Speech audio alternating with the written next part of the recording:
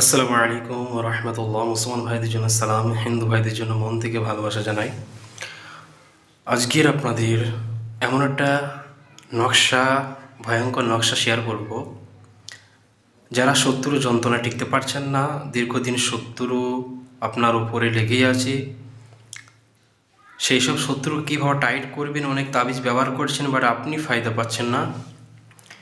আজকের শত্রুকে অসুস্থ করে দেওয়া, শত্রুকে বেমারে ফেলে দেওয়ার এমন একটা নকশা আপনাদের সামনে শেয়ার করব।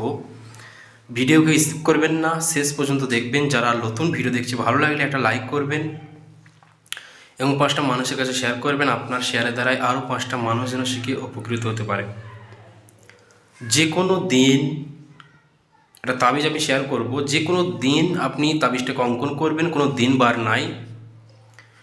যারা অনলি শত্রু যন্ত্রণায় ভুগছেন তারাই কাজটা করবেন। যে শত্রু যন্ত্রণা, আপনার ফ্যামিলি নষ্ট হয়ে যাচ্ছে, আপনার ছেলে মেয়ে নষ্ট হয়ে যাচ্ছে, আপনার বিজনেস নষ্ট হয়ে যাচ্ছে, আপনার দোকানঘাট নষ্ট হয়ে যাচ্ছে, তারাই কাজটা করবেন। বা অনেক শত্রু থাকে দেখবেন স্বামী স্ত্রীর মধ্যে তাবিজ করে দিয়ে গণ্ডগোল বাঁধিয়ে দেয়।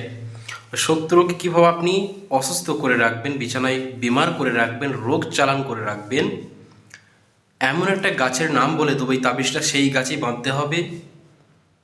তাবিজটা যে কোনো দিন আপনি লিখবেন, তবে তাবিজটা লেখার চেষ্টা করবেন লাল কালি দিয়ে অথবা নেক্সট জাফরান কালি, হয় লাল পেন দিয়ে কালি দিয়ে অথবা মিক্স জাফরান, দুইটা কালির মধ্যে কোনো একটা চয়েস করবেন আপনি। তাবিজ লেখার টাইমে পাক পবিত্র অবস্থায় উজু করে গায়ে আতর মেখে তাবিজ লিখবেন, পশ্চিম দিকে মুখ করে।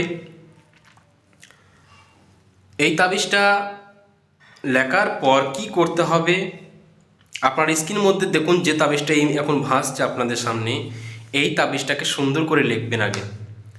লেখার পর এই তাবিজটাকে সুন্দর করে ভাঁজ করে মাঠে গিয়ে আম গাছে টাঙিয়ে দিয়ে আসতে হবে আপনাকে।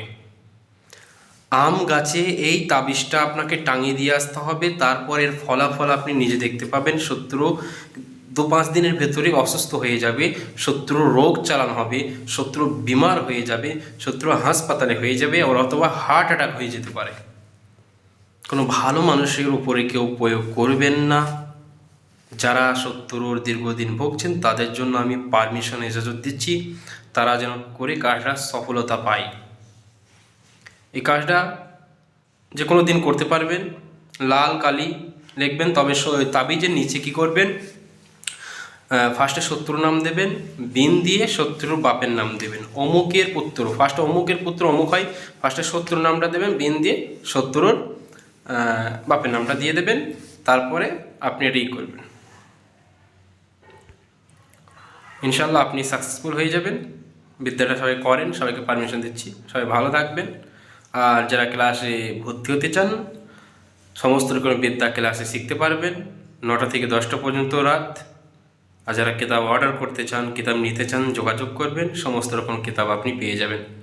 সবাই ভালো থাকবেন। আজ এই পর্যন্ত। আল্লাহ হাফেজ। আসসালামু আলাইকুম ওয়া রাহমাতুল্লাহি ওয়া বারাকাতুহু।